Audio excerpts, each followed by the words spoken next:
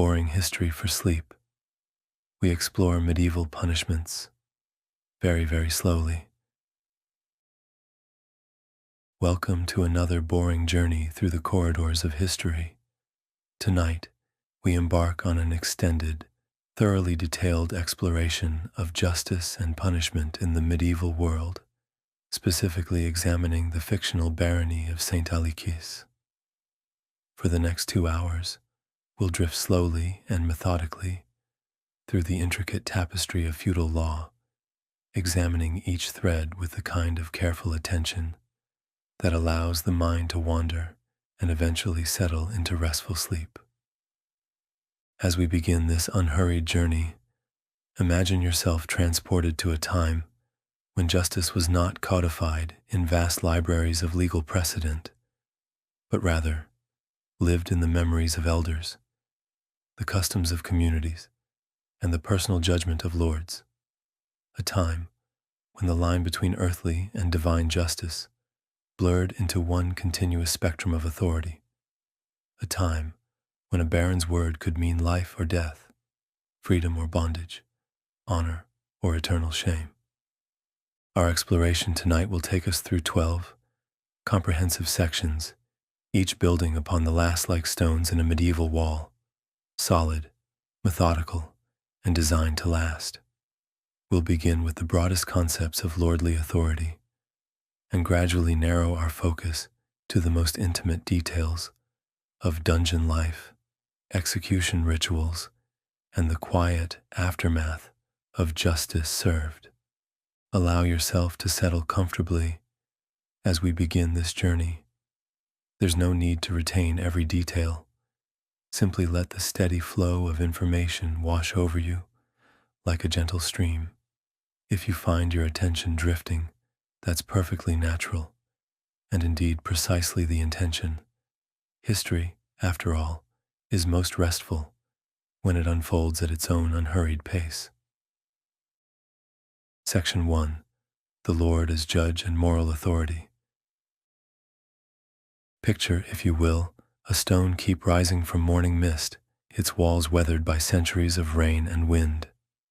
Within those walls sits Baron Conon of St. Alicis, a man whose authority extends far beyond the simple ownership of land.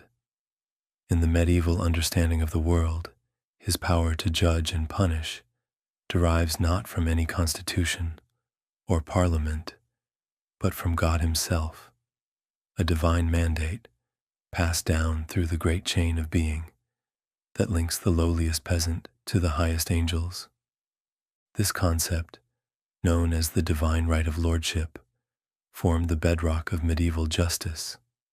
It wasn't merely a convenient fiction designed to maintain power, though it certainly served that purpose. Rather, it represented a genuine belief system that permeated every level of society. The baron was not simply a landowner who happened to possess judicial authority. He was God's appointed guardian of order in his particular corner of creation. Consider the weight of this responsibility as it would have rested upon Baron Conon's shoulders. Each morning, as he broke his fast with coarse bread and watered wine, he knew that petitioners would soon gather in his hall. Some would come with disputes over boundaries, where one man's strip of land ended and another's began. Others would bring accusations of theft, assault, or worse. Each case required not just judgment, but the appearance of divine wisdom. The ideal of the just Lord was carefully cultivated through centuries of Christian teaching and chivalric literature.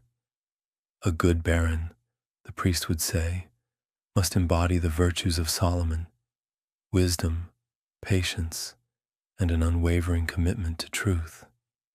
He must protect the weak, particularly widows and orphans who had no other defender. He must show mercy where appropriate, but also demonstrate the stern hand of justice when evil threatened the peace of his domain. In practice, of course, the reality often fell far short of this ideal. Many barons were more concerned with their hunting rights than with the grievances of their villagers. Some were cruel, using their judicial power to settle personal scores or extract additional revenues. Others were simply incompetent, lacking the education or temperament to parse complex disputes. But Baron Conon, at least according to the Chronicles of St. Alexis, strove to meet the high standard set by church and custom. The physical setting of baronial justice reflected its divine sanction. When holding court, Baron Conon would often position himself beneath religious imagery, perhaps a carved crucifix or a painted scene of the Last Judgment. This visual reminder served multiple purposes. For the Baron himself, it was a sobering reminder that he too would one day face judgment. For the accused, it reinforced the sacred nature of the proceedings. And for the community at large, it bound together earthly and heavenly authority in a single, comprehensible image. The concept of justice in this period differed markedly from modern notions of blind equality before the law. Medieval justice was inherently hierarchical, with different standards applying to different social classes. This wasn't seen as corruption or unfairness, but rather as the natural order of things.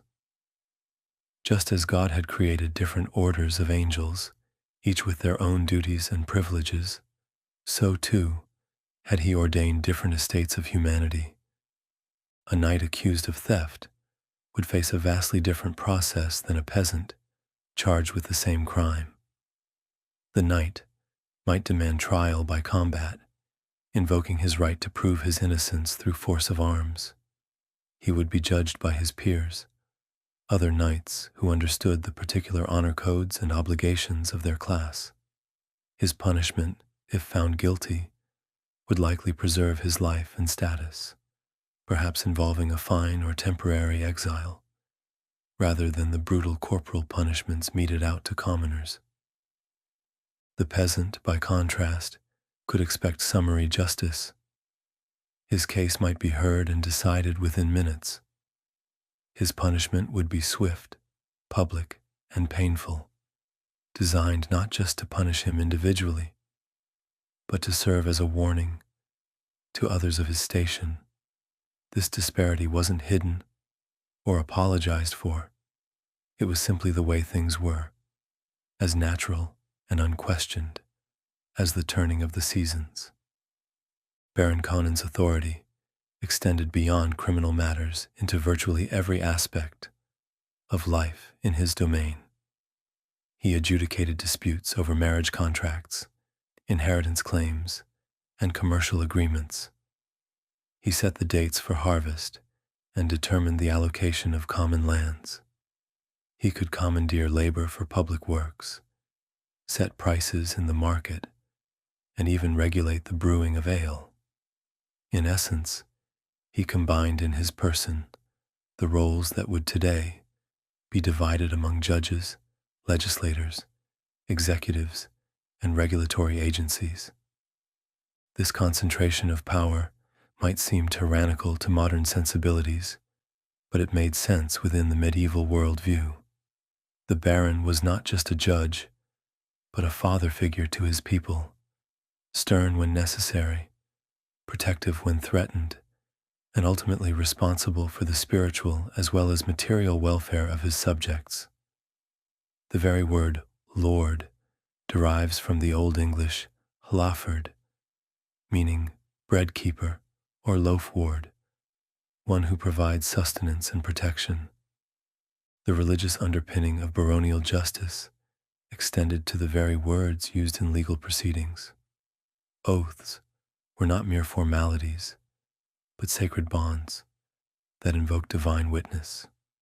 To swear falsely was not just perjury, but blasphemy, risking not just earthly punishment, but eternal damnation. This is why oath-taking often involved physical contact with holy relics, perhaps a fragment of a saint's bone or a splinter from the true cross. The tactile connection to the sacred realm made the consequences of lying viscerally real. Moving slowly through these concepts, we begin to see how justice in medieval Saint Aliquis operated on multiple levels simultaneously. It was practical, addressing the day-to-day disputes and crimes that arose in any community. It was social, reinforcing hierarchies and relationships that held the feudal order together. It was theatrical, providing public spectacle that both entertained and educated. And it was spiritual, serving as a constant reminder of divine judgment and the moral order of the universe. As we prepare to delve deeper into the specific mechanisms of this justice system, take a moment to imagine yourself in Baron Conon's great hall on a typical morning of judgment. The air is thick with smoke from the central hearth. Dogs prowl beneath the tables searching for scraps. Petitioners crowd near the entrance, some rehearsing their grievances in whispered tones, others standing in sullen silence. The Baron himself sits in his great chair, perhaps running his fingers through his beard, as he prepares to assume once again the awesome responsibility of speaking justice in God's name. This scene, repeated countless times across countless baronies throughout the medieval period, formed the foundation of law and order in an age before police forces, professional prosecutors, or written legal codes. It was personal, immediate, and inescapable, much like the justice it dispensed. Section 2. The Unwritten Constitution of Medieval Life. As we continue our leisurely exploration of medieval justice, let us turn our attention to the fascinating world of customary law, that vast, unwritten body of rules and precedents that govern daily life in places like St. Aliquis. Unlike our modern legal systems, with their libraries full of statutes and case law, medieval justice relied primarily on human memory and oral tradition, creating a system both remarkably flexible and surprisingly durable. Imagine, if you will, a world without law books, without court reporters, without written precedents to guide judicial decisions. In such a world, the law literally lived in the minds and memories of the community. This was customary law, not written on parchment, but woven into the very fabric of social life, passed down through generations like family heirlooms or traditional recipes.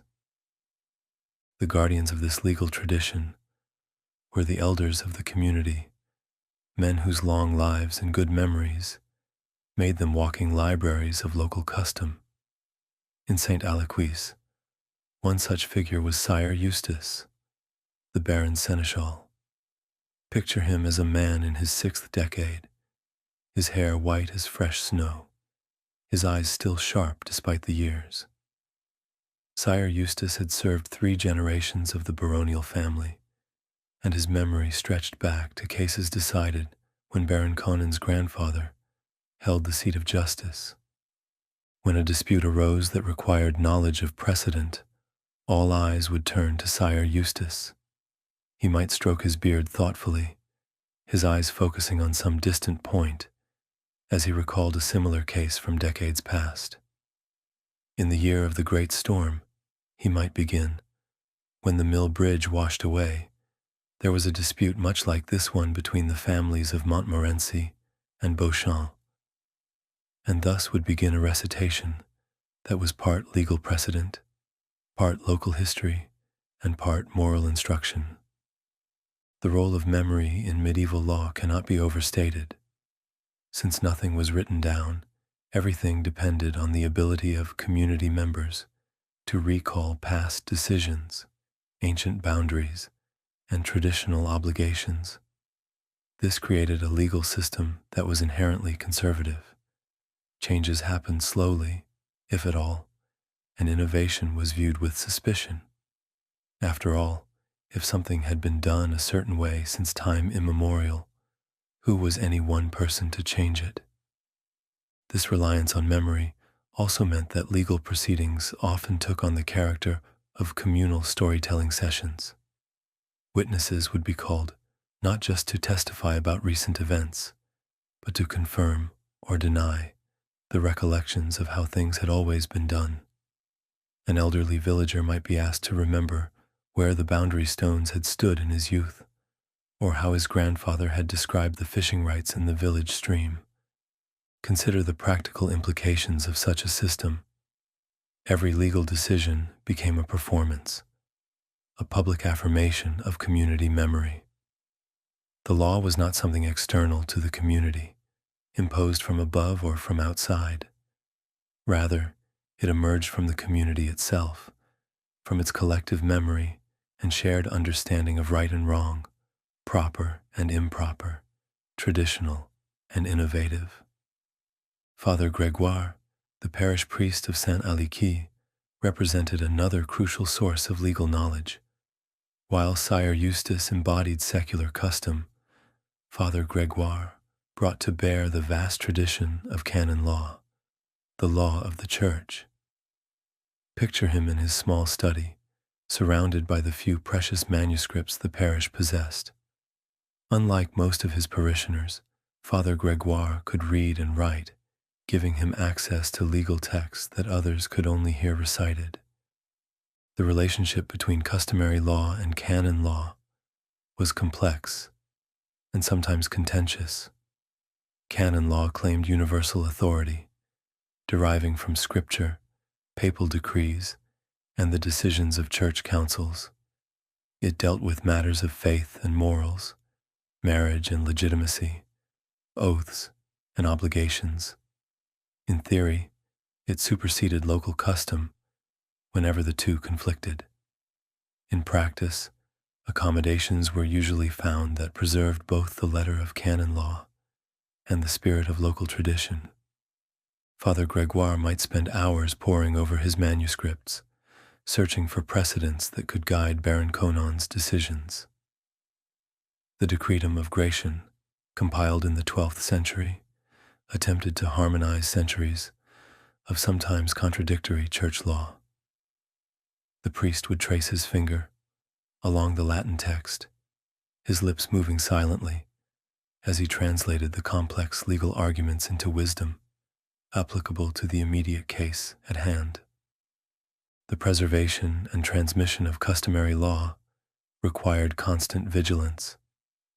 Since nothing was written down, the death of a knowledgeable elder could mean the loss of crucial legal knowledge. Communities developed various strategies to prevent such losses. Important precedents would be recited at public gatherings, embedding them in collective memory. Young men training for positions of authority would be required to memorize vast amounts of legal tradition, much as modern students might memorize poetry or mathematical formulas. Rituals and ceremonies played a crucial role in preserving legal memory. When a boundary was established or confirmed, the entire community might process along its length, with young boys being bumped or lightly beaten at key points. A physical memory aid, ensuring they would remember the boundary's location decades later. These beating the bounds ceremonies combined practical legal purpose with community bonding and the transmission of knowledge across generations. The flexibility of customary law was both its strength and its weakness. Because it wasn't written down, it could adapt to changing circumstances more easily than rigid statutory law. A custom that no longer served the community's needs could gradually be forgotten or modified through collective amnesia. But this same flexibility could also lead to uncertainty and manipulation. Powerful individuals might conveniently remember customs that favored their interests, while forgetting those that didn't. In St. Alekis, as in most medieval communities, certain customs achieved almost sacred status through their antiquity. The right to glean fallen grain after harvest, the obligation to maintain bridges and roads, the schedule of market days and fair times. These customs were so deeply embedded in community life that questioning them was almost unthinkable. They formed the unconscious substrate of daily existence, as natural and unquestioned as breathing. The interaction between different types of law created a rich and complex legal landscape. Royal law, emanating from the king's court, claimed superiority over all local customs, but in practice, royal justice was distant and expensive, available only for the most serious crimes or disputes involving significant property. For most people, most of the time, local custom remained the primary source of law. Merchant law added another layer of complexity. As trade routes expanded and commercial activity increased, merchants developed their own customs for resolving disputes quickly and fairly. These customs, known as the law merchant or lex mercatoria, operated alongside and sometimes in tension with local territorial law. In St. Aloysius's weekly market, disputes between merchants might be resolved according to commercial custom, even when local law would have produced a different result. The mental effort required to maintain this complex system of overlapping laws and customs was considerable. Legal authorities like Sire Eustace and Father Gregoire didn't just need good memories, they needed the ability to navigate between different legal traditions, finding points of harmony and resolving conflicts. They were, in essence, living computers, processing vast amounts of stored data to produce judgments that would be accepted as legitimate by the community. As we contemplate this world of unwritten law, we might reflect on how different it was from our own legal system, yet how similar in its fundamental purposes. Then, as now, law sought to provide predictability, resolve conflicts, and maintain social order. The methods were different: memory rather than writing, tradition rather than legislation, community consensus rather than professional expertise. But the human needs addressed were remarkably constant. The customary law of places like St. Aloysius represents one of humanity's great achievements: the creation of complex, functional legal systems without the aid of writing. These systems maintained order, transmitted values, and adapted to changing circumstances for centuries. They remind us that law, at its heart, is not about books or courtrooms, but about human communities finding ways to live together in relative peace and predictability. As we drift deeper into our exploration, imagine the voices of countless elders reciting the customs of their forebears, each generation adding its own layer of interpretation and adaptation. Picture the solemn faces of witnesses swearing to their memories of ancient boundaries and half-forgotten agreements. Feel the weight of tradition pressing down upon every legal decision, making innovation difficult, but stability almost assured. This was the world of customary law, a world where the past lived in the present through the medium of human memory, and where justice was quite literally a living tradition. Section 3. The Hierarchies of Judicial Power. As we continue our unhurried journey through the medieval legal landscape, we arrive at one of its most distinctive features: the division of judicial authority into high and low justice.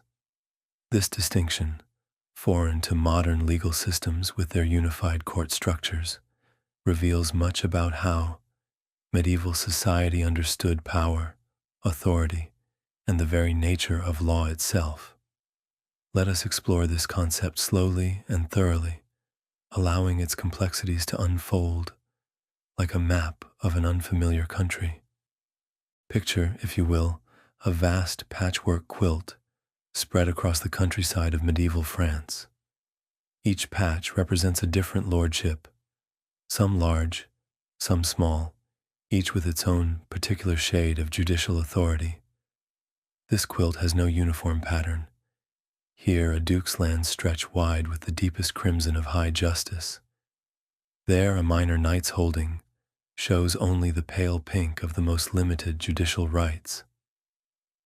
This visual metaphor helps us understand how justice in the medieval world was not a single, unified system, but rather a complex mosaic of overlapping and sometimes competing jurisdictions. Baron Conon of St. Aliquis, as we have established, possessed the right of high justice, in Latin, the merum imperium, or pure command. This was no small privilege. To hold high justice meant to wield the power of life and death over one's subjects, to sit in judgment over the most serious crimes, and to display the ultimate symbols of judicial authority. But what exactly did this mean in practical terms? Let us delve into the details with the careful attention they deserve. The right of high justice encompassed what we might call capital crimes, those offenses deemed so serious that they could result in the death penalty. Murder, of course, headed this list, but the category was far broader than modern definitions might suggest. Highway robbery, rape, arson, counterfeiting, and various forms of treason all fell under the umbrella of high justice. Even certain property crimes, if they involved sufficient value or were committed by repeat offenders, might warrant capital punishment. Consider the physical symbols of high justice that would have dominated the landscape around St. Aliquis. The gibbet or gallows, standing on a prominent hill where all could see it, served as a constant reminder of Baron Conon's ultimate authority. These structures were not hidden away, as modern executions might be, but rather displayed prominently as symbols of power and warnings to potential wrongdoers. The right to erect a gallows was itself a carefully guarded privilege. Only lords with high justice could maintain these grim monuments to their authority. The gallows of St. Aliquis, like those throughout medieval Europe, were built to last. Constructed of massive oak beams, they could accommodate multiple executions simultaneously. The number of pillars in a gallows even served as a status symbol. A duke might have a gallows with 6 or 8 pillars, while a baron like Conon would typically have 4. These structures stood permanently in place, their empty nooses swaying in the wind, a constant presence in the visual landscape of medieval life. But high justice involved more than just the power to execute. It included the authority to investigate serious crimes, using methods that would be forbidden to lesser lords. Baron Conon could order the use of judicial torture to extract confessions. He could command the services of professional executioners and torturers. He could imprison suspects for extended periods while investigations proceeded. He could confiscate the property of convicted felons, adding their goods to his own treasury. Each of these powers represented a significant expansion of authority beyond what lords with mere low justice could exercise. Now let us turn our attention to low justice, the mixtum imperium, or mixed command. This lesser form of judicial authority was far more common, held by countless minor lords, abbey leaders, and even some wealthy merchants who had purchased judicial rights. Low justice dealt with what we might call misdemeanors and civil disputes, the everyday conflicts and minor crimes that made up the bulk of medieval legal business. A lord possessing only low justice could impose fines, order floggings, command brief periods in the stocks or pillory, and adjudicate property disputes below a certain value. He could not, however, order executions, use judicial torture, or deal with crimes involving the shedding of blood. When such serious matters arose in his jurisdiction, He was obligated to transfer the case to a higher authority, typically the regional lord who held high justice. Imagine a small manor held by Sir Guillaume, a knight who owes service to Baron Conon. Sir Guillaume possesses low justice over his few dozen peasant families. When Pierre the ploughman accuses Jacques the miller of giving short weight, Sir Guillaume can hear the case and impose a fine. When Marie brings a complaint that her neighbor's pigs have destroyed her vegetable garden, the knight can order compensation. But when a traveling merchant is found murdered on the manor's lands, Sir Guillaume must immediately send word to Baron Conon, for this matter exceeds his judicial authority. The boundaries between high and low justice were not always clear, leading to frequent disputes between lords over jurisdiction. These conflicts might simmer for generations, erupting periodically into legal battles that could be as fierce as any military campaign. The archives of the period are full of cases where lords accused each other of exceeding their judicial authority or encroaching on ancient privileges. Consider the case of the Abbey of St. Benedict, located within Baron Conon's larger territory. The abbey claimed low justice over its lands by ancient grant, but the exact boundaries of those lands were disputed. When a crime occurred in the borderlands between abbey and baronial territory, both authorities might claim jurisdiction. Such disputes could escalate to the royal courts, involving years of litigation and substantial expense. The complexity deepened when we consider the various exemptions and special jurisdictions that dotted the medieval legal landscape.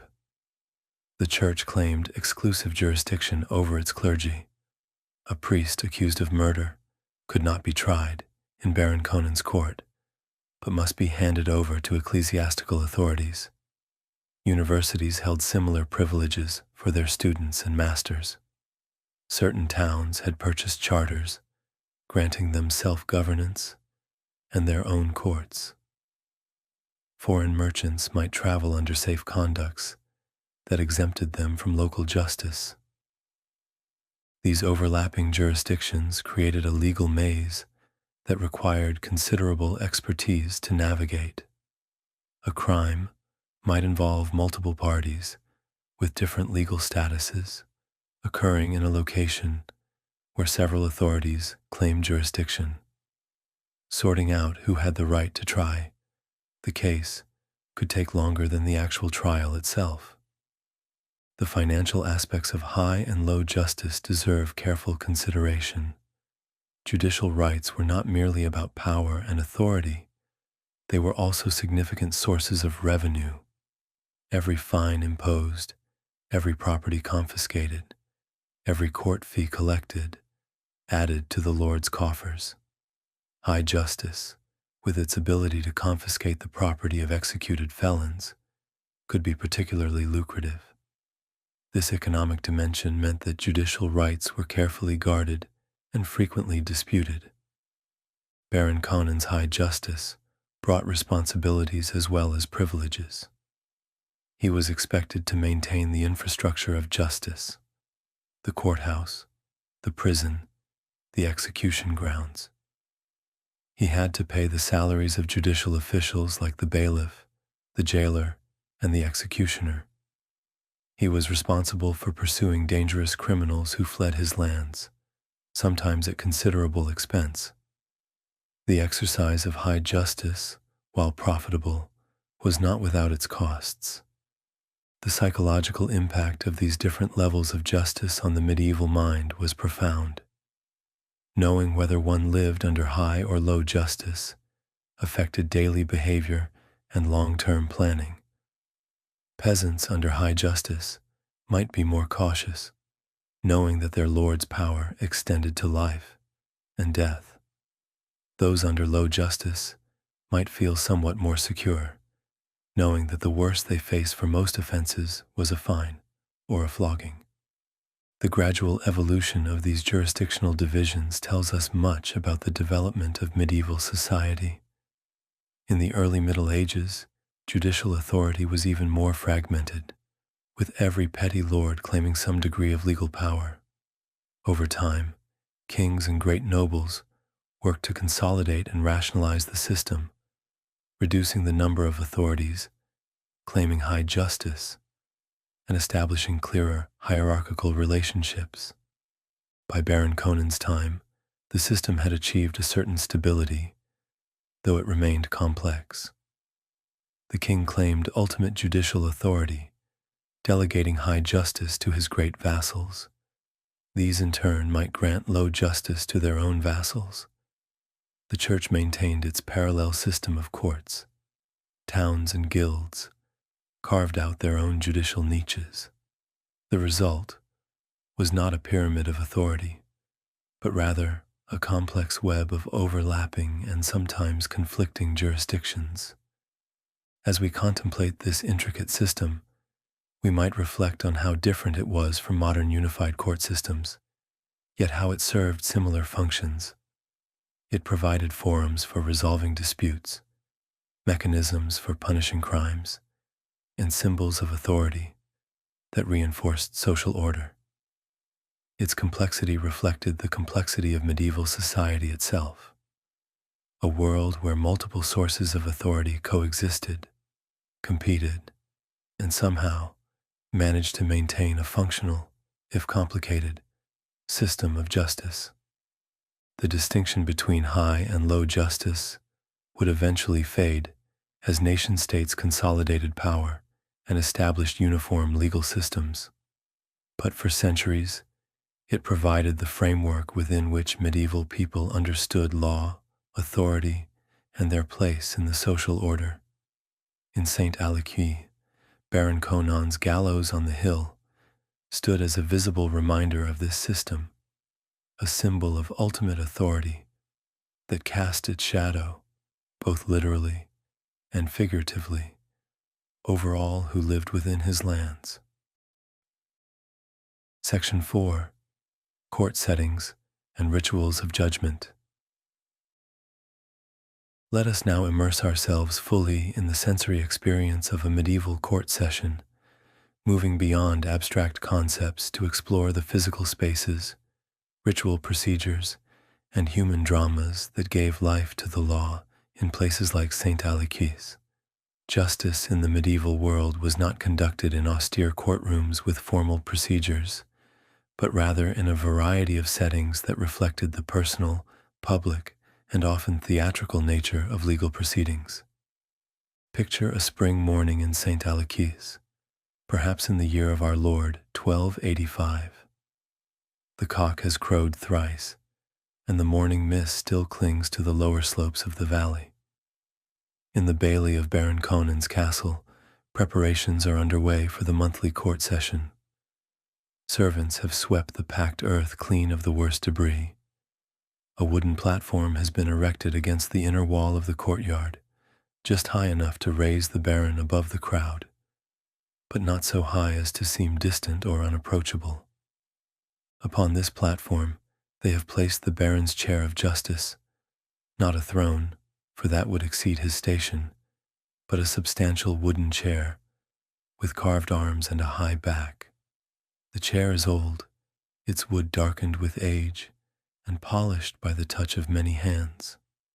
Legend says it was carved from an oak tree, under which Baron Conon's great-grandfather dispensed justice. Though whether this is true, or merely a story told to add gravitas to the proceedings, none can say for certain. The choice of an outdoor setting is not accidental. Medieval justice was public justice, conducted in the open where all could see and hear. This served multiple purposes. It prevented the kind of secret proceedings that might breed suspicion and resentment. It allowed the community to witness the law in action, learning from the cases of others. And it reinforced the theatrical nature of justice, transforming legal proceedings into a kind of morality play, performed for the education and entertainment of the populace. As the morning progresses, the courtyard begins to fill. Peasants drift in from the surrounding villages, some leading disputes by the hand, others merely curious about the day's proceedings. They arrange themselves according to unspoken rules of precedence. The more substantial villagers, those who hold larger plots or practice respected trades, position themselves closer to the platform. The poorest huddle near the gates, ready to flee if their presence should prove unwelcome. The sensory atmosphere of these gatherings was rich and complex. The smell of unwashed bodies mingles with the scent of horses from the nearby stables. Chickens peck at the ground between people's feet, occasionally squawking when stepped upon. Dogs circle the crowd, hoping for scraps or attention.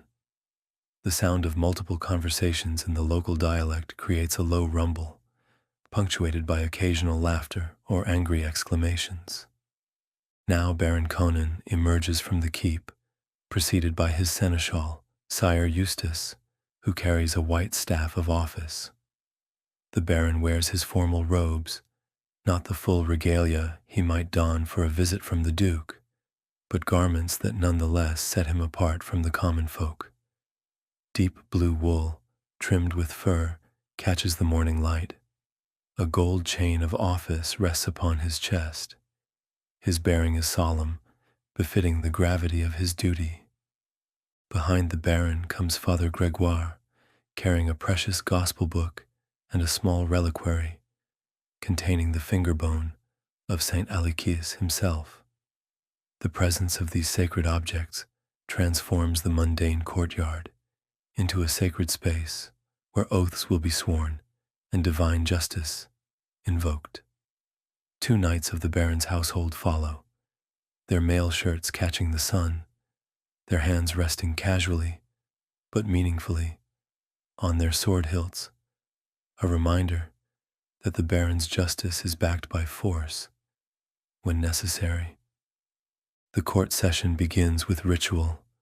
Father Gregoire intones a prayer in Latin, calling upon God to guide the proceedings and inspire true justice.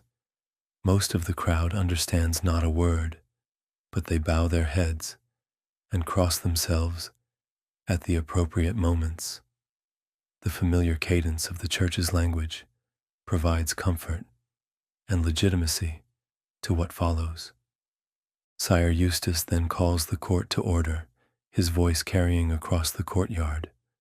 With the practice of decades, he recites the traditional opening formula, warning all present that they stand in a court of justice, where lies will be punished and truth rewarded.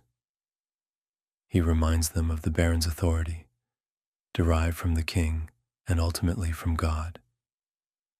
He calls upon any who have grievances to step forward and present them in good order. The first case is a simple matter of debt. Picture Jean the carpenter, a man of middle years with hands scarred by years of working with wood. He steps forward, cap in hand, and bows deeply to the Baron. His voice trembles slightly as he begins his complaint against Thomas the Thatcher, who owes him 3 silver pennies for repairs to his workshop roof. The debt is 6 months overdue, and Jean's repeated requests for payment have been ignored. Thomas is called forward. He too bows, though perhaps not quite as deeply as Jean. His excuse is rambling and complex. A sick child, a poor harvest, promises of future payment. Baron Conon listens patiently, occasionally stroking his beard or exchanging quiet words with Sire Eustace. The crowd watches in silence, some nodding in sympathy with Jean, others clearly siding with Thomas. The resolution of such cases followed patterns refined over generations.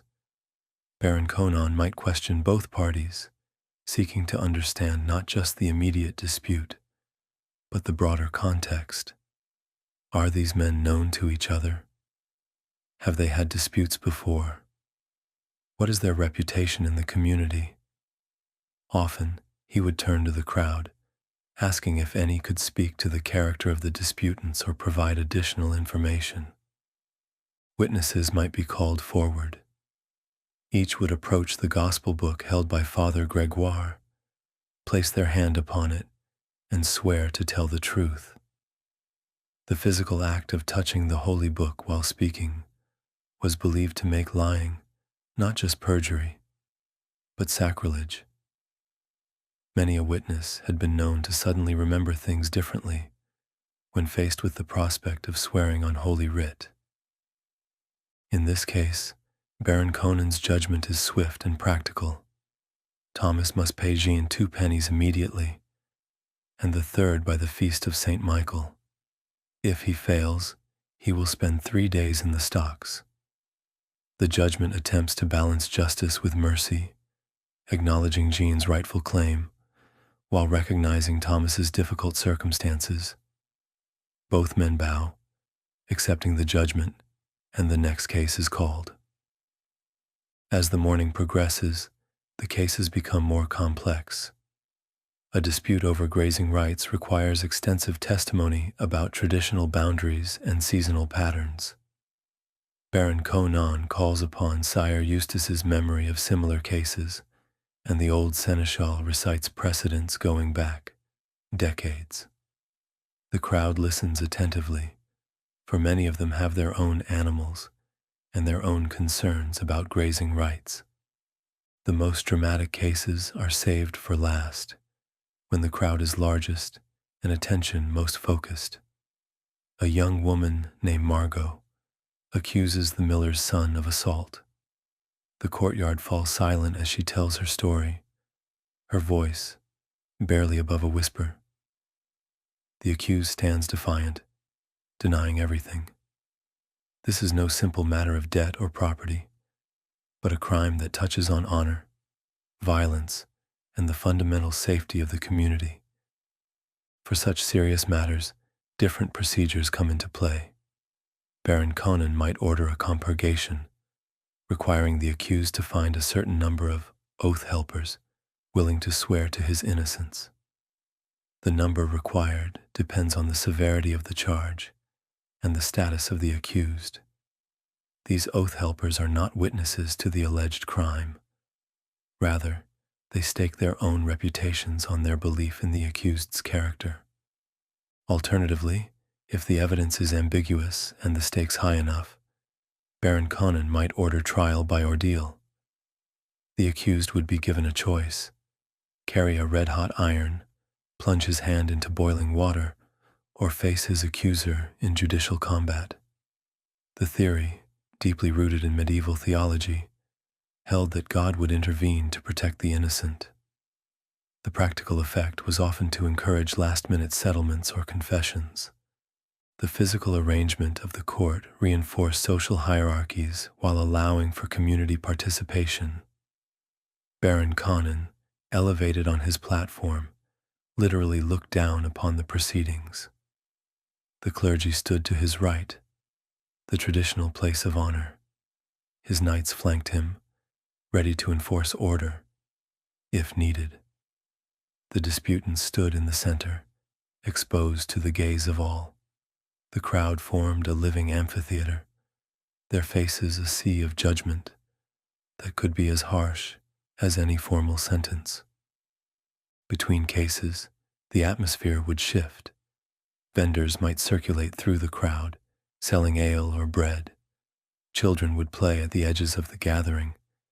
Gossip would flow as freely as the weak beer, with the morning's cases providing fodder for weeks of village conversation. The court day was as much social event as legal proceeding, one of the few occasions when the entire community gathered in one place. The duration of court sessions varied enormously.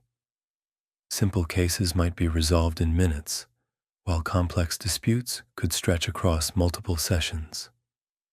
Baron Conon had to balance the need for thorough justice with the practical constraints of time and attention. As the sun climbed higher and the morning coolness gave way to midday heat, both judge and judged would grow weary. Some cases required immediate execution of sentence. A man found guilty of theft might be taken directly to the pillory and locked in place. there to endure the jeers and thrown refuse of his neighbors. A woman convicted of gossiping might have a scold's bridle placed upon her head, the iron bit preventing her from speaking. These immediate punishments served as vivid demonstrations of justice, impressing upon all. Section 5. Trial by Combat and the Logic of Ordeals. As we delve deeper into the medieval justice system, we encounter one of its most dramatic, and to modern sensibilities, most alien features: the appeal to divine intervention through trial by combat and ordeal. These practices, which place the determination of guilt or innocence in God's hands, rather than human judgment, reveal fundamental assumptions about the nature of truth, justice, and the divine order that permeated medieval society. Let us explore these practices with the careful attention they deserve, understanding them not as primitive superstitions but as logical extensions of a worldview that saw God's hand in every aspect of human affairs. The theological foundation for trial by ordeal rested on a simple but powerful premise. God, being omniscient and just, would not allow an innocent person to suffer unjustly. If human wisdom proved insufficient to determine the truth of a matter, then divine wisdom could be invoked through ritual tests. This was not seen as tempting God, but rather as accepting his standing offer to guide human justice when earthly means failed. Consider the mindset that made such practices not only acceptable, but necessary. In a world without forensic science, without professional police forces, without the investigative tools we take for granted, determining the truth in disputed matters often came down to one person's word against another's. When both parties swore sacred oaths, when witnesses contradicted each other, when physical evidence was absent or ambiguous, what recourse remained but to appeal to a higher power? Trial by combat represented the most dramatic form of divine judgment, typically reserved for the nobility and for the most serious accusations. Picture, if you will, the preparation for such a trial in St. Aloysius. The accused, let us say a knight named Sir Rowland, has been charged with treason, secretly corresponding with Baron Conon's enemies. Sir Rowland vehemently denies the charge and, as is his right as a nobleman, demands trial by combat to prove his innocence. The preparations for judicial combat were elaborate and deeply ritualized. First, a suitable champion must be found for the accusation. In this case, Sir Gautier, a cousin of the man who brought the charge, agrees to serve as champion. Both men are of similar age and skill, ensuring that the combat will be a true test of divine favor, rather than a mere mismatch of abilities. The night before the combat, both participants undergo spiritual preparation. They fast, pray, and make confession to their respective priests. The logic is clear. They are about to place their lives in God's hands, and must therefore be in a state of grace.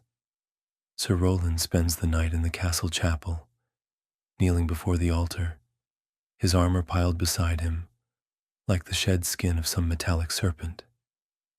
His prayers are fervent, mixing protestations of innocence with pleas for divine assistance. The morning of the combat dawns clear and cold. A level field has been prepared outside the castle walls, marked out with ropes and stakes. Viewing stands have been erected for the nobility, while commoners crowd around the perimeter, standing on carts or climbing trees for a better view. This is more than entertainment. It is divine justice made visible, a direct communication between heaven and earth. The rituals preceding the combat are extensive. Both combatants swear solemn oaths on holy relics, declaring the justice of their cause. Sir Rowland places his hand on the reliquary of St. Aloysius and swears that he is innocent of treason that he has never conspired against his lord, and that he submits to God's judgment in the coming trial. Sir Gautier swears with equal fervor that the accusation is true, and that God will grant him victory in the righteous cause. Father Gregoire blesses both combatants, sprinkling them with holy water and reciting prayers that call upon God to reveal the truth through the outcome of the combat. The weapons are also blessed, typically sword and shield for such a serious matter, though the exact arms might vary based on the status of the combatants and the nature of the accusation. Baron Conon, presiding over the trial, makes a final offer of reconciliation. Even at this late moment, the parties can choose to settle the matter peacefully, but with honor at stake and positions hardened, neither Sir Roland nor his accusers are willing to back down. The Baron signals for the combat to begin. The actual combat is brief but intense. The two knights circle each other warily, testing each other's defenses with tentative thrusts.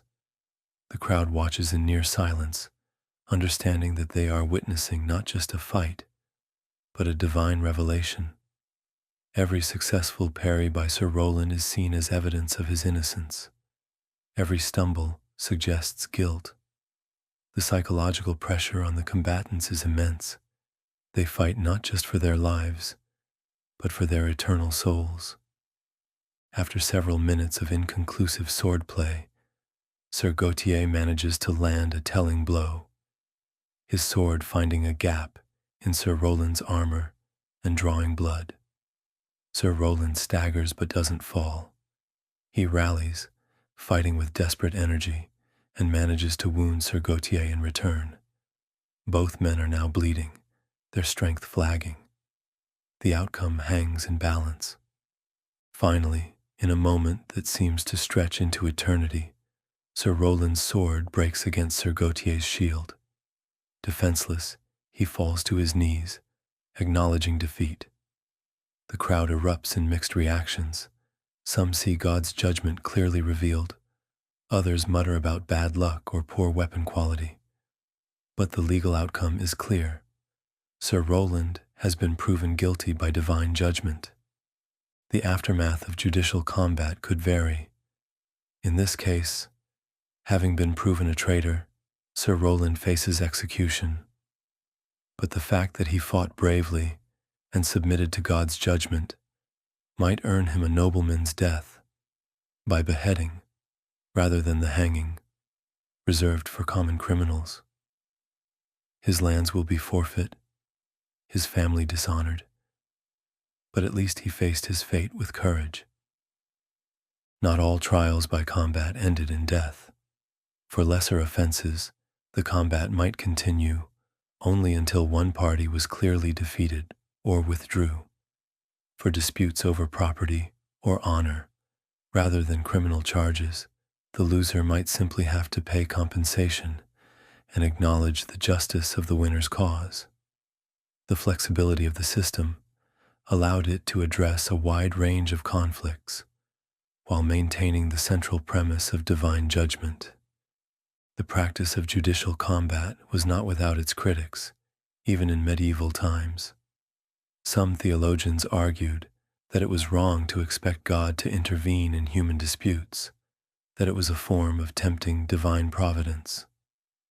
Practical minds noted that the system favored the strong and skilled over the weak and clumsy, regardless of the justice of their cause. But such criticisms were generally overruled by the weight of tradition and the lack of better alternatives. For those unable or unwilling to engage in combat, women, clergy, the elderly, the infirm, other forms of ordeal were available. These too relied on divine intervention, but through different mechanisms. The ordeal of hot iron was among the most common. The accused would be required to carry a heated iron bar for a specified distance, usually 9 steps. The hand would then be bound and sealed. After 3 days, the bandages would be removed. If the wound showed signs of healing cleanly, innocence was proven. If it festered or showed signs of infection, guilt was assumed. Picture young Margot, the woman who accused the miller's son of assault. Unable to prove her case through witnesses, she might be offered the ordeal of hot iron to establish the truth of her claim. The entire village would gather to witness the trial. The iron would be heated in a forge until it glowed red, then blessed by Father Gregoire. Margot would be given a final chance to withdraw her accusation, knowing that a false claim would result not just in a burned hand, but in divine punishment. The psychological impact of these ordeals cannot be overstated. Many accused persons, faced with the imminent prospect of divine judgment, would confess rather than undergo the trial. Others, sustained by genuine belief in their innocence or by desperate courage, would submit to the ordeal and sometimes emerge vindicated. The system worked, in its way, as much through fear and faith as through any supernatural intervention. The ordeal of cold water presented a particularly paradoxical form of divine judgment. The accused would be bound and thrown into a body of water that had been blessed by a priest. If they sank, they were innocent, the pure water accepting them. If they floated, they were guilty, the holy water rejecting their sin. The obvious problem with this ordeal was that the innocent party might drown before being pulled out. Though in practice, ropes were usually attached to prevent this unfortunate outcome. The gradual decline of trial by ordeal provides a fascinating glimpse into changing medieval mentalities. In 1215, the Fourth Lateran Council prohibited clergy from participating in ordeals, effectively removing the religious sanction that made them legitimate. This decision reflected growing theological sophistication and perhaps a recognition that divine justice need not be so directly invoked in human affairs. The prohibition created a crisis in legal proceedings across Europe.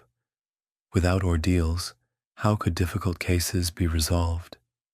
The answer came in the form of increased reliance on jury trials, more sophisticated investigation procedures, and the gradual development of legal principles that would eventually evolve into modern jurisprudence. But this transition took centuries, and in places like Saint-Alicuis, the memory and occasional practice of ordeals lingered long after official prohibition. The logic of ordeals extended beyond formal legal proceedings into everyday life. People might invoke informal ordeals to settle disputes or prove their honesty. A merchant accused of cheating might offer to grasp a hot coin to prove his innocence. A woman suspected of adultery might volunteer to walk barefoot over hot plowshares. These informal ordeals, while lacking official sanction, drew on the same deep belief in divine justice that underlay the formal system. As we contemplate these practices from our modern perspective, it's easy to see them as cruel and irrational. But within their own context, they served important functions. They provided closure in cases where truth seemed unknowable. They reinforced the belief that justice ultimately came from God, not man. They offered a form of psychological resolution for communities torn by accusation and counter-accusation. And they reminded all involved that earthly justice was but a pale reflection of divine judgment. The theatrical nature of ordeals also served social functions. Like public executions, they provided communal catharsis and reinforcement of shared values. They demonstrated the power of the authorities who administered them and the church that blessed them. They created memorable events that would be discussed and debated for years, becoming part of the collective memory that shaped future behavior. In St. Alekis, the site of ordeals would have been carefully chosen for maximum impact. The ordeal of hot iron might take place in the church itself, emphasizing its sacred nature. Trial by combat would occur in a field visible from the castle walls, allowing Baron Conon to preside from a position of authority. The ordeal of water might use the mill pond, a central location familiar to all villagers. These choices of venue reinforced the connection between divine judgment and earthly authority. The equipment used in ordeals became objects of fearsome reputation. The iron bars used in hot iron ordeals would be kept in the church, visible reminders of divine justice. The scales used to weigh accused witches against Bibles would hang in the market square. The ropes used in water ordeals would be blessed and carefully maintained. These objects took on almost talismanic qualities, embodying the awesome power of divine judgment. As we continue our journey through medieval justice, the practice of trial by ordeal stands as perhaps the clearest example of how different the medieval worldview was from our own. Yet, in its own terms, it was logical, consistent, and deeply meaningful. It addressed real problems of proof and judgment in a world without modern investigative tools. It reinforced core beliefs about divine providence and human sinfulness, and it provided a form of resolution that, however harsh, was accepted as legitimate by the vast majority of society. The echoes of this system can still be heard in our modern legal language. We still speak of trials, suggesting an ordeal or test. We still require witnesses to swear oaths, invoking a higher power to guarantee truthfulness. We still seek ultimate justice, even if we no longer expect it to be revealed through burning iron or blessed water. In this way, the medieval system of ordeals, for all its apparent strangeness, connects to enduring human desires for truth, justice, and divine order in human affairs. Section 6. Torture and Confession. Now we must descend into one of the darkest aspects of medieval justice, the systematic use of torture to extract confessions. This is not a pleasant subject, but it is essential to understanding how justice operated in places like St. Alekis. We shall examine this practice with the same careful, methodical attention we have given to other aspects of medieval law, neither sensationalizing nor minimizing its reality. Let us proceed slowly, understanding torture not as mindless cruelty, but as a regulated judicial procedure with its own logic, limitations, and justifications. The medieval understanding of torture differed fundamentally from modern conceptions. It was not primarily a form of punishment that came later after guilt was established. Rather, torture was an investigative tool, a means of arriving at truth when other methods failed. The technical term was quaestio, meaning question or inquiry, revealing its supposed purpose, to question the body when the mind refused to cooperate. Picture the legal mindset that made torture seem not just acceptable, but necessary. In a system that placed enormous weight on confession, seen as the queen of proofs, what happened when a suspect refused to confess despite strong circumstantial evidence? Without modern forensic techniques, without sophisticated investigative procedures, confession often seemed the only way to achieve certainty in criminal cases. Torture, in this view, was simply a tool to overcome the obstinacy of guilty parties who refused to acknowledge their crimes. The practice was hedged about with regulations and restrictions, at least in theory. Not everyone could be tortured. Nobles were generally exempt, their honor presumed to make them more susceptible to other forms of pressure. Clergy could not be tortured by secular authorities, falling instead under church jurisdiction. Pregnant women, children under a certain age, usually 14, and the elderly were also typically exempt. These exemptions reflected both practical concerns: a dead suspect could not confess, and social hierarchies that granted different levels of bodily integrity to different classes of people. Let us descend now into the lower chambers of Baron Conon's castle, where the instruments of judicial torture were kept. The approach to these chambers was deliberately intimidating. Narrow stone stairs spiraled downward, lit only by flickering torches. The air grew cooler and damper with each step. The sounds of the castle above, the bustle of servants, the laughter of knights, the barking of dogs, faded away, replaced by an oppressive silence broken only by the drip of water and the scurrying of rats. The torture chamber itself was a study in calculated intimidation. The room was low-ceilinged and windowless, lit by torches that cast dancing shadows on the stone walls. Various instruments hung from hooks and rested on rough wooden tables, each designed for a specific purpose. The very sight of these devices was often enough to loosen tongues, their mere presence serving as a form of psychological pressure that preceded any physical application.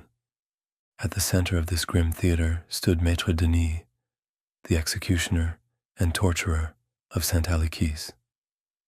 Let us consider this man more carefully, for he embodies one of the great paradoxes of medieval society. Maître Denis was both necessary and reviled, professional and pariah. His yellow robe marked him as set apart from normal society, yet his skills were essential to the functioning of justice.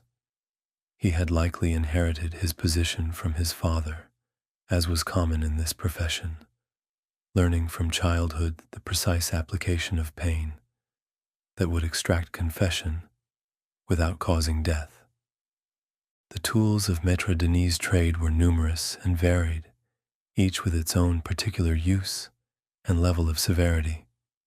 The thumbscrew, a device of deceptive simplicity, consisted of metal plates that could be tightened around the thumbs or fingers by means of a screw mechanism. The pressure could be gradually increased, allowing for precise control over the level of pain inflicted.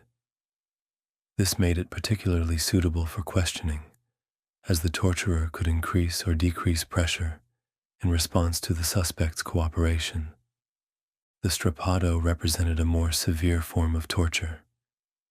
The accused would have their hands tied behind their back, then be hoisted by a rope attached to their wrists.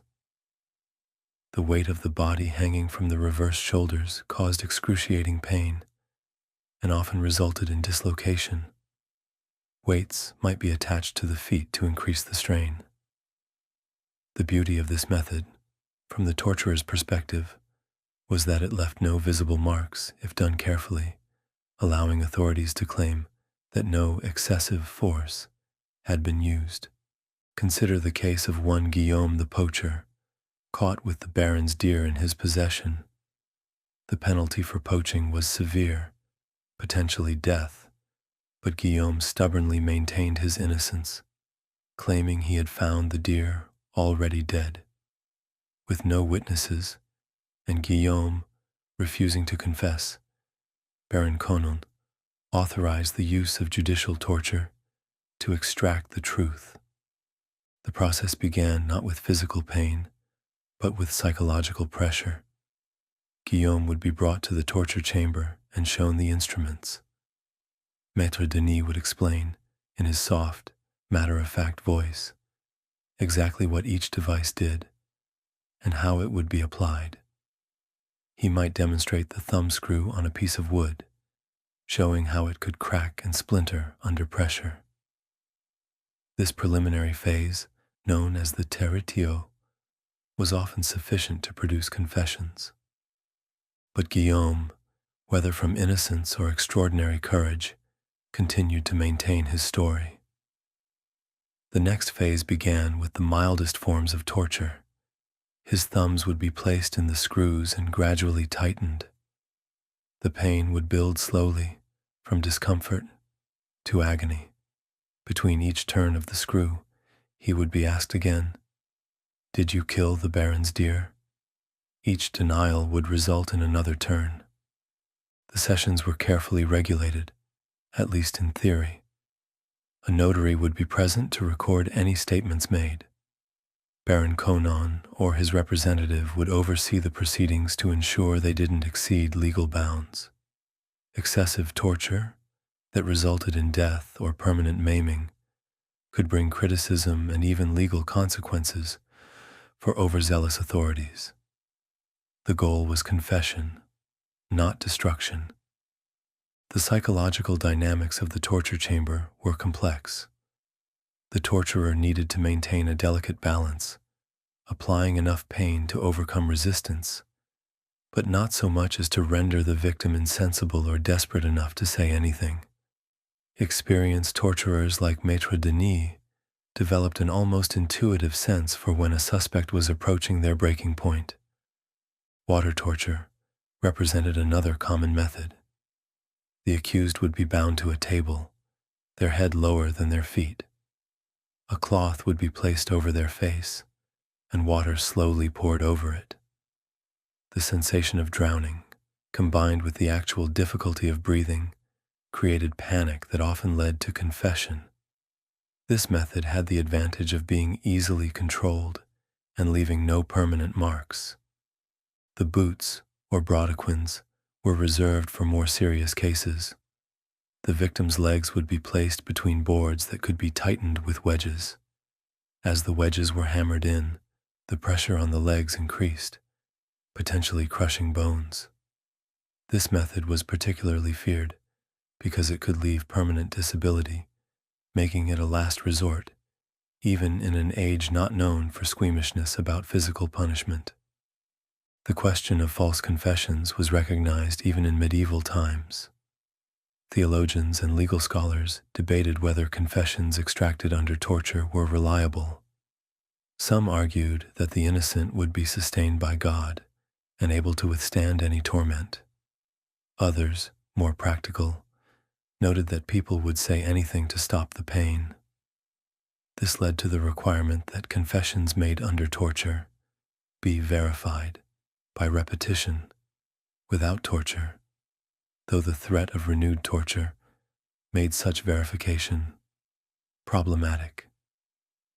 In Guillaume's case, after hours of steadily increasing pressure, he finally broke. Yes, he confessed, he had killed the deer. He had been hungry, his family starving, and the temptation had been too great. The confession was duly recorded by the notary. Guillaume was returned to his cell to await formal sentencing. But the story doesn't end there. The next day, Guillaume would be brought before Baron Conon again. Without the immediate pressure of torture, would he maintain his confession? If he recanted, claiming the confession was forced, he could be returned to torture as a varying witness. This created a terrible dilemma: maintain a possibly false confession and face certain punishment, or recant and face renewed torture. The use of torture extended beyond criminal cases to matters of heresy and witchcraft. The Church, despite some theological reservations, authorized the use of torture in cases of suspected heresy. The infamous papal bull Ad Extirpanda of 1252 permitted inquisitors to use torture, though it technically prohibited bloodshed, mutilation, or death. This led to creative interpretations. Torture methods that caused internal damage without breaking the skin were deemed acceptable.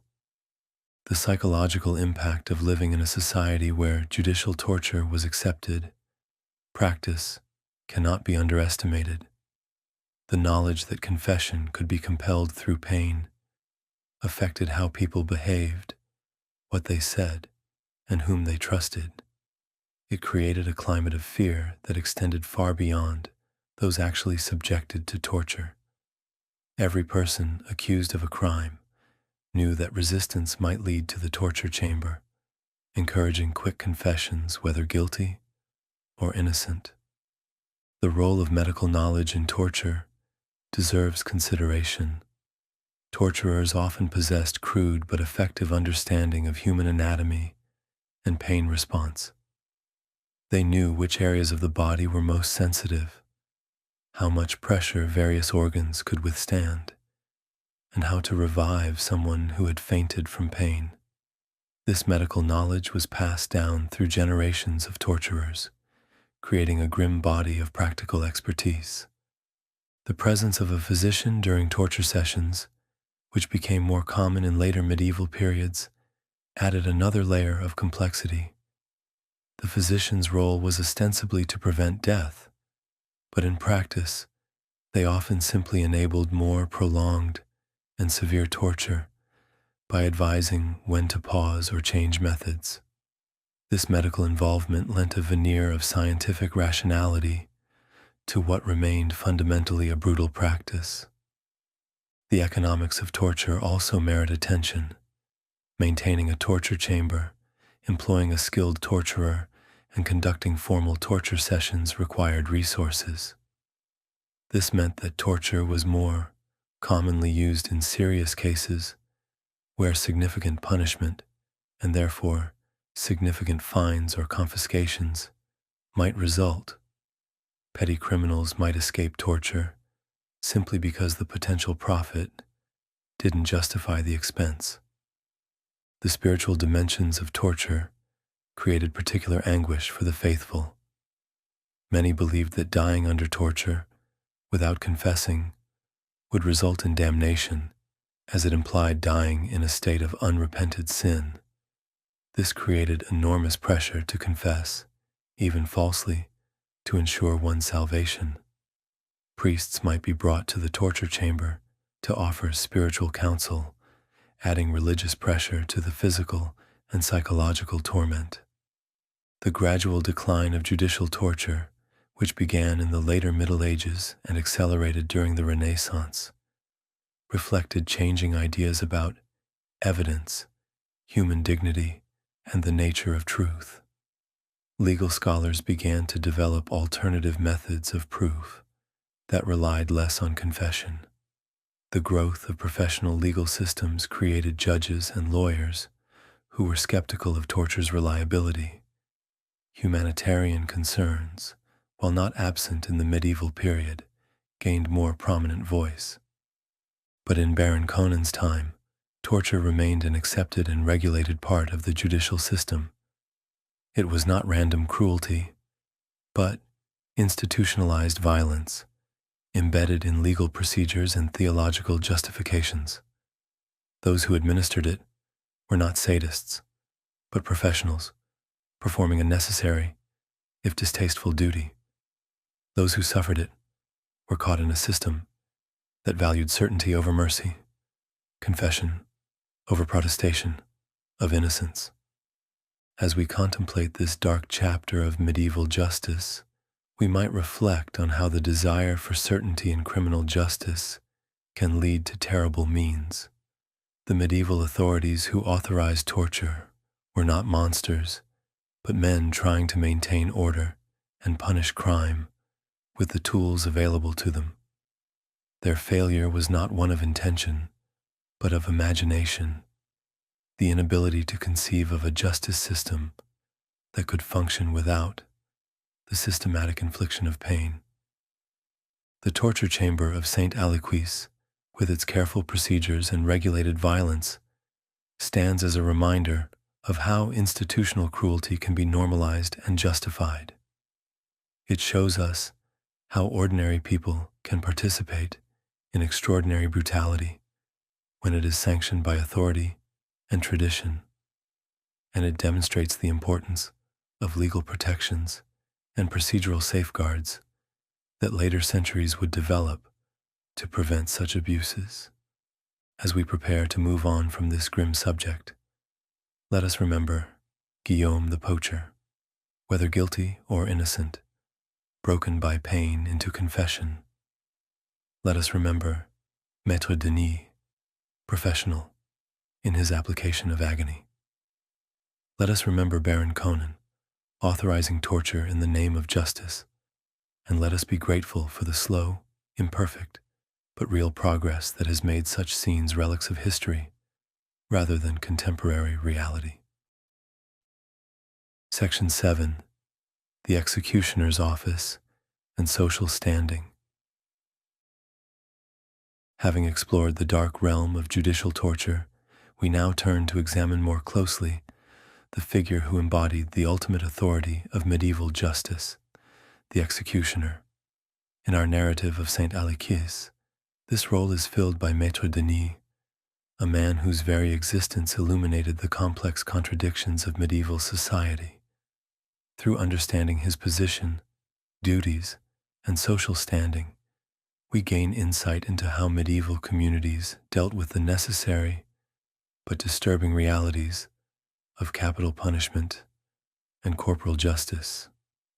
The office of executioner in medieval society presents us with a fascinating paradox.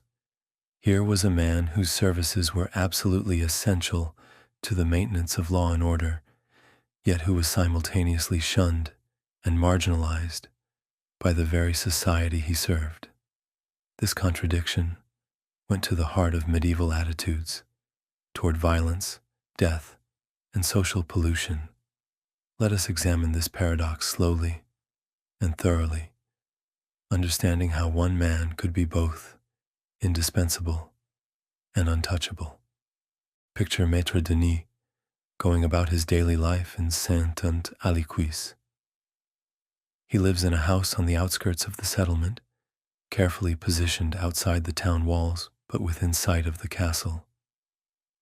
This location is not accidental. It keeps him accessible when his services are needed, while maintaining the social distance that custom demands. His dwelling is substantial enough, for executioners were generally well compensated, but it stands apart from the clusters of homes where normal families live. The physical appearance of Maître Denis would have immediately marked him as different. The yellow robe was not merely a uniform, but a badge of separation, visible from a distance, warning others of his approach. In some regions, executioners were required to wear special badges or distinctive hats. These markers served the same function as a leper's bell. They allowed the clean members of society to avoid contamination through contact with one who regularly dealt in death. The path to becoming an executioner was rarely chosen freely. Most commonly, the profession was hereditary, passed from father to son like a cursed inheritance. Maître Denis likely learned his trade from his own father, beginning as a child, by maintaining the equipment and observing executions. This apprenticeship was both practical and psychological. The young boy had to learn not just the technical skills, but also the emotional detachment necessary for the work.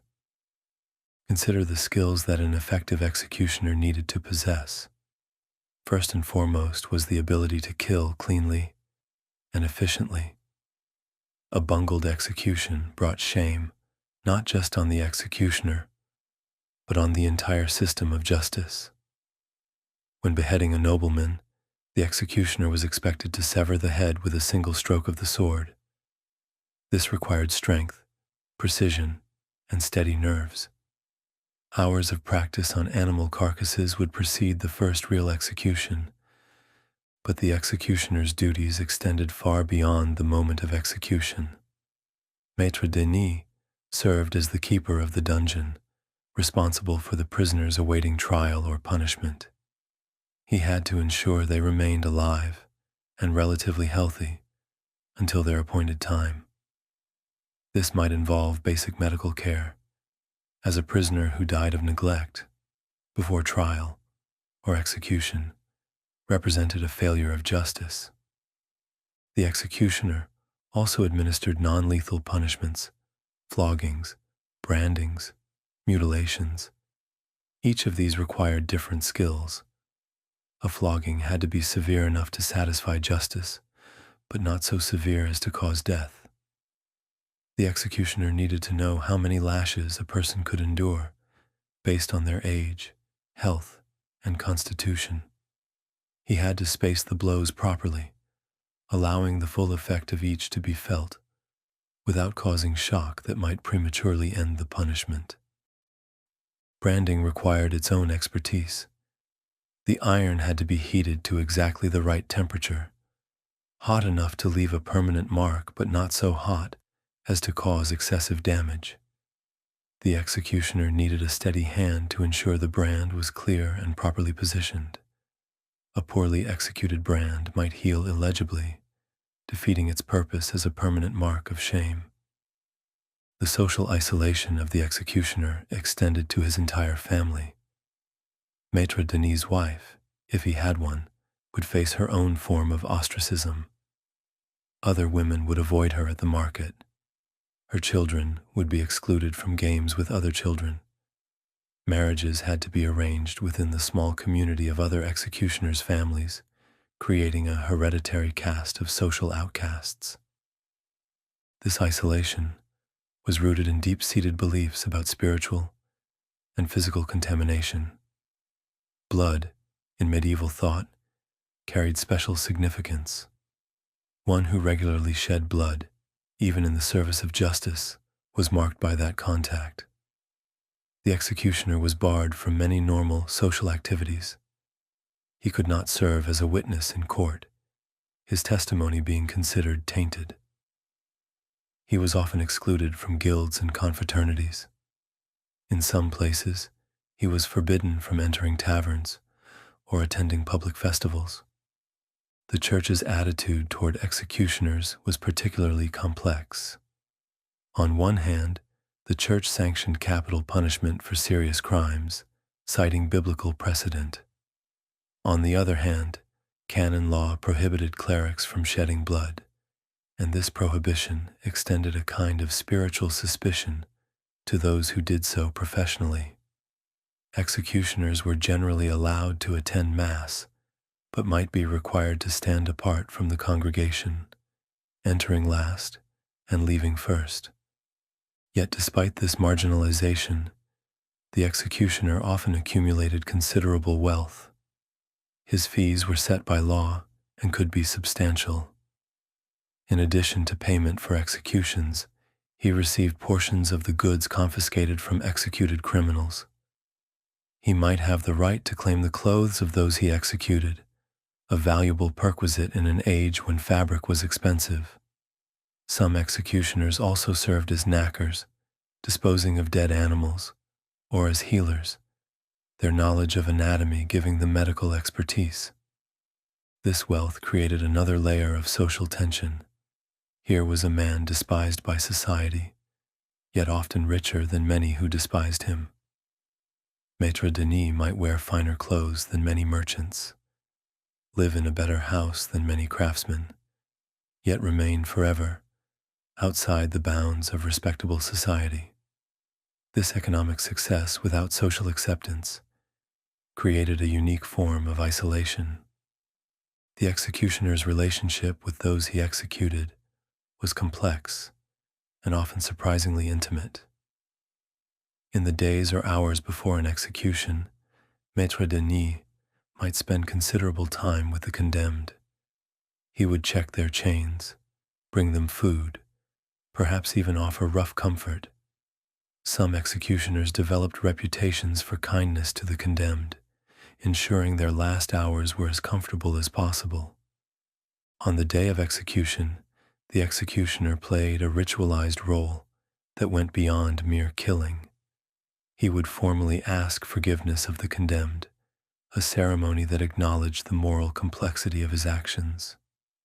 The condemned would typically grant this forgiveness, understanding that the executioner was merely the instrument of justice, not its author.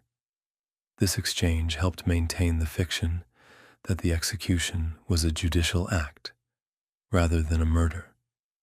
The technical aspects of different execution methods required different skills. Hanging, the most common form of execution for commoners, might seem simple, but required considerable expertise. The executioner needed to position the knot correctly to ensure a quick death by breaking the neck, rather than slow strangulation. He had to judge the length of the drop based on the weight of the condemned. Too short a drop meant slow suffocation.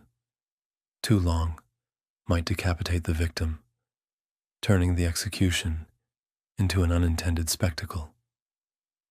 Beheading, reserved for nobles, required even greater skill. The executioner's sword was a specialized tool, heavier than a military sword, and designed for chopping rather than thrusting. Maître Denis would keep his sword carefully maintained, its edge sharp enough to cut through neck bones and tissue with a single blow. The night before a beheading, he might spend hours honing the blade, knowing that his reputation depended on a clean cut. Burning at the stake, used for heretics and witches, presented different challenges. The executioner had to build the pyre correctly, ensuring it would burn hot enough to kill relatively quickly. Sometimes, mercy was shown by strangling the condemned before lighting the fire, or by placing bags of gunpowder around their neck to hasten death. The executioner had to manage the crowd, which might try to throw additional fuel on the fire, or, conversely, attempt to rescue the condemned. The psychological toll of this work cannot be ignored.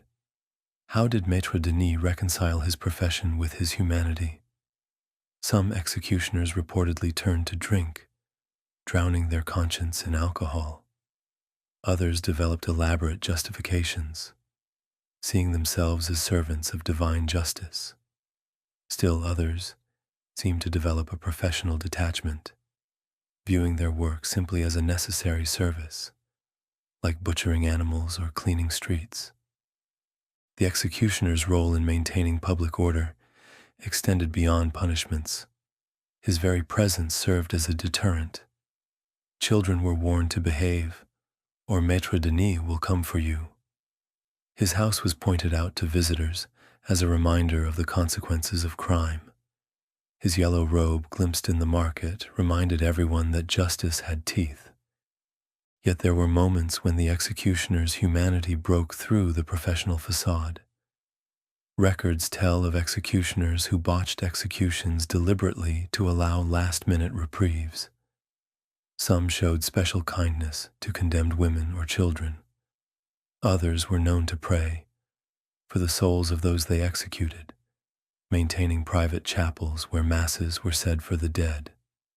The executioner also served as an unofficial historian of crime and punishment. Through his career, Maître Denis would accumulate vast experience of human nature at its extremes. He would witness final confessions, last-minute conversions, acts of courage and cowardice. This knowledge, passed down through generations of executioners, formed a kind of alternative history of medieval society, told from the scaffold rather than the throne. As we contemplate the figure of Maître Denis, we see embodied in one man the contradictions of medieval justice. He was the ultimate enforcer of law, yet stood outside legal protection. He maintained order, yet was seen as a source of disorder. He was wealthy, yet worthless, necessary, yet despised, powerful, yet powerless. His existence shows us how medieval society dealt with necessary evils by creating specialized roles that concentrated moral pollution in specific individuals, allowing the rest of society to benefit from their services while maintaining moral distance. The gradual improvement in the executioner's social status over the centuries tells us something about changing attitudes toward justice and social organization. As execution became less common and justice more institutionalized, The executioner evolved from pariah to civil servant. But in Baron Conon's time, Maître Denis remained what he had always been, a necessary monster, human enough to pity, but too tainted by his profession to embrace. The economics of imprisonment created additional hardships. Prisons were not funded by the state, but operated on a fee system. Prisoners were expected to pay for their own maintenance, food, straw, candles, even the chains that bound them. Those without resources faced starvation, unless they could beg food from other prisoners or charitable visitors. The prison keeper, usually working under Maître Denis, supplemented his income by selling easements, a lighter chain, a better cell, permission for visitors, extra food. This system created a hierarchy even within the misery of imprisonment. Wealthy prisoners might live in relative comfort, having food brought from outside, wine to drink, candles to pierce the darkness. They might even have servants imprisoned with them to attend to their needs. Poor prisoners survived on prison rations, typically bread and water, occasionally supplemented with thin gruel or spoiled vegetables rejected by the castle kitchen. The daily routine of dungeon life was monotonous in the extreme. Dawn was marked not by sunlight, but by the arrival of the guard with the daily ration. Prisoners would be counted. Deaths in the night were common and needed to be recorded. The dead would be dragged out, often by other prisoners in exchange for extra food. Their bodies would be buried in unconsecrated ground, another punishment extending beyond death. Days passed in enforced idleness. Prisoners might talk among themselves, sharing stories, planning defenses, or simply complaining. Gambling with improvised dice or cards helped pass time. Some prisoners, particularly those facing long waits for trial, might organize themselves into mock courts, trying each other's cases for entertainment. Religious prisoners might organize prayer groups, finding comfort in shared faith. The arrival of new prisoners provided momentary excitement. They would be questioned about events in the outside world, their crimes discussed and judged by the impromptu prison community. Fresh victims for extortion would be identified, new prisoners who might have hidden money or family resources that could be tapped. The prison community had its own rough justice, with violent criminals often dominating and extracting tribute from others. Disease was a constant companion in the dungeons. The combination of poor nutrition, filthy conditions, untreated wounds, and close quarters created ideal conditions for illness. Jail fever, probably typhus, regularly swept through prisons, killing prisoners and guards alike. Skin diseases, respiratory infections, and intestinal ailments were endemic.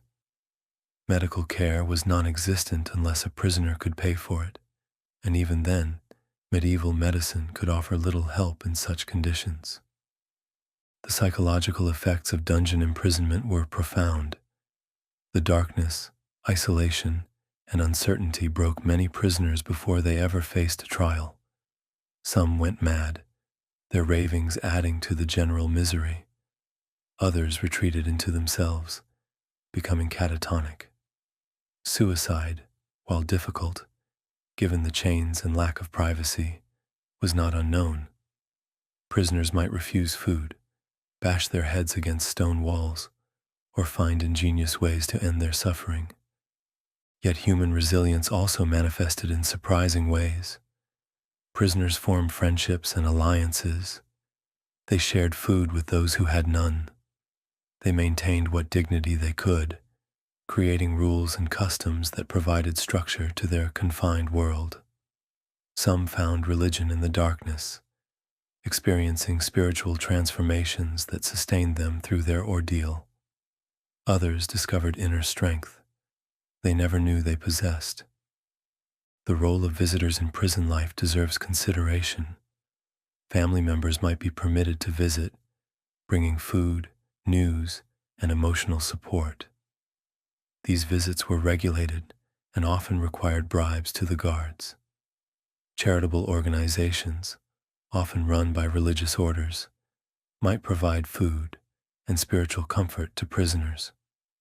The arrival of such visitors broke the monotony and provided connection to the outside world. For women prisoners, the situation was particularly difficult. They were usually housed separately from men, often in smaller, more isolated cells. They faced additional dangers from guards and male prisoners. Pregnant women might give birth in prison, their children either dying quickly in the harsh conditions or being taken away. The shame of imprisonment fell particularly heavily on women, whose reputations could be destroyed merely by association with the criminal justice system. Children, too, found themselves in dungeons, either for their own crimes or accompanying imprisoned parents. The medieval justice system made few allowances for youth. Children as young as 7 could be held responsible for crimes, though they might receive lighter punishments.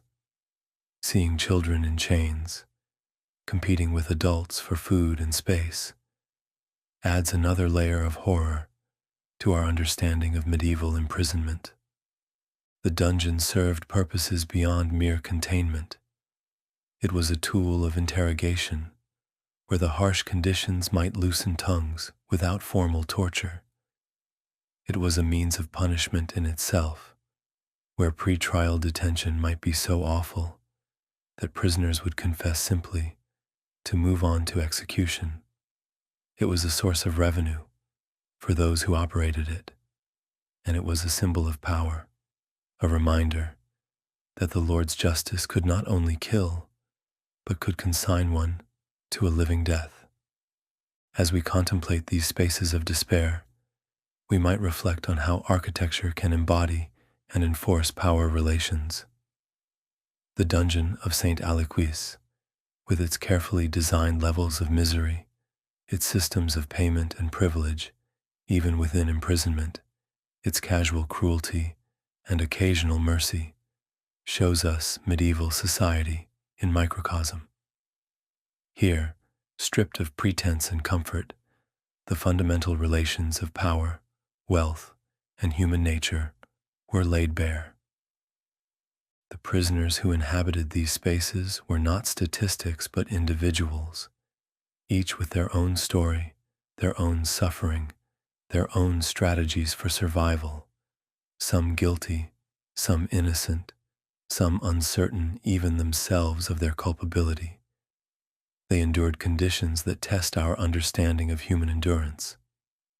Their stories, largely unrecorded, form a hidden history of medieval justice, a history written in chains and darkness, in disease and despair, but also in resilience and rough solidarity.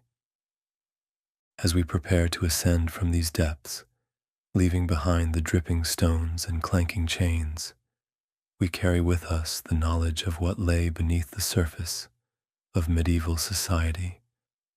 The dungeon was not an aberration, but an integral part of the justice system, as necessary to its function as the court and the scaffold. In its darkness, we see reflected the shadows of a society that believed suffering could produce truth, that imprisonment could lead to redemption, and that justice sometimes required the slow destruction of both body and soul.